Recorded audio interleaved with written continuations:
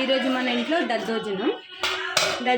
దద్దోజనం ముందుగా మనం ఎక్కువ నీళ్ళు పోసి ఉడకబెట్టుకోవాలి ఇట్లా.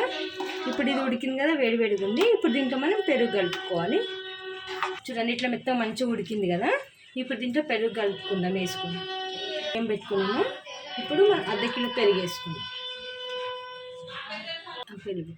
ఇప్పుడు పెరుగు వేసుకున్నాం కదా, కలుపుకుందాం మంచిగా. ఇప్పుడు మనం పెరిగేసి మంచిగా కలుపుకున్నాం కదా. అన్నం వండేటప్పుడు కూడా కింద అడుగు పట్టనియద్దు. నీళ్ళు ఎక్కువ వేసుకున్నామంటే అడుగు పట్టేది, కలుపుతూ ఉంటాయి మధ్యలో. ఇట్లా మెత్త ఉడికెక్కుని పెట్టుకుంటాం. ఇప్పుడు మనకు దీంట్లో తగినంత ఉప్పు వేసుకుందాం, సరిపడినంత.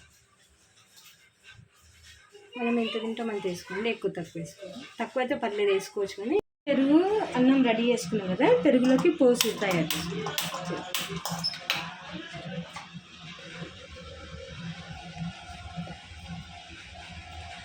వేడెత్తినప్పుడు మనం నూనె వేసుకుందాం.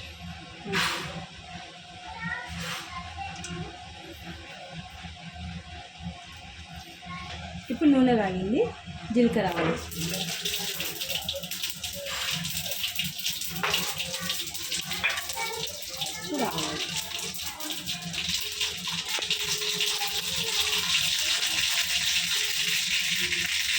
మినపప్పు వేసుకుందాం. ఇప్పుడు ఎండుమిరపకాయలు వేసుకుందాం. అంత ఉప్పు వేసుకుందాం, ఎందుకంటే ఎండుమిరపకాయలు వేసుకున్నాం కదా. ఇప్పుడు కలమాకు వేసుకుందాం. పొయ్యి బంద్ చేసుకుందాం. ఈ వేడిగా కలమాకు మంచిగా కావాలి. ఇప్పుడు పెరుగన్నం అయింది కదా, ఇక్కడ సైడ్ పోసు కూడా అయిపోయింది కదా. దీన్ని మధ్యలో వేసుకుందాం. మధ్యలో వేసుకుందాం, ఎందుకంటే పైన వస్తే నూనె అంత బాగుంటుంది. మంచిగా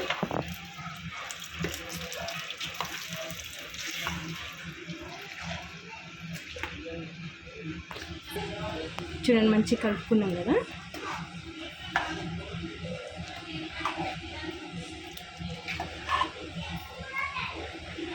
స్మెల్ కూడా మంచిగా వస్తుంది చేస్తుంటే ఇది. ఎందుకంటే నేను చేస్తున్నాను కాబట్టి మాకు తెలుసు, మీరు చూస్తారు కాబట్టి తెలియదు. ఓకే అండి, మీకు కానీ దద్దోజనం నచ్చినట్లయితే లైక్ చేయండి, షేర్ చేయండి, సబ్స్క్రైబ్ చేసుకోండి. Thank you for watching.